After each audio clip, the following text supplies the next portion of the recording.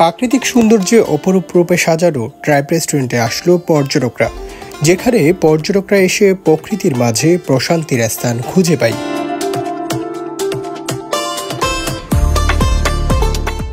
কক্সবাজারের mermaid beach resort থেকে 50 জনের একটি ভ্রমণ গ্রুপ যাত্রা শুরু করে ট্রাইব রেস্টুরেন্টের উদ্দেশ্যে। মার্মেড বিচ রিসোর্ট থেকে চাঁদের গাড়ি দিয়ে মাত্র 20 মিনিটের মধ্যে ট্রাইব রেস্টুরেন্টে পৌঁছালে রেস্টুরেন্ট কর্তৃপক্ষ তাদের ফুল দিয়ে বরণ করে,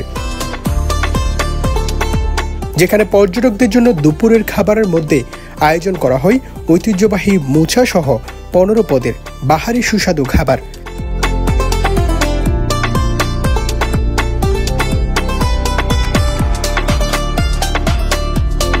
নদীপাড়ের পাহাড়ের ট্রাইব রেস্টুরেন্টে যেন মন কেড়ে নিয়েছে পর্যটকদের।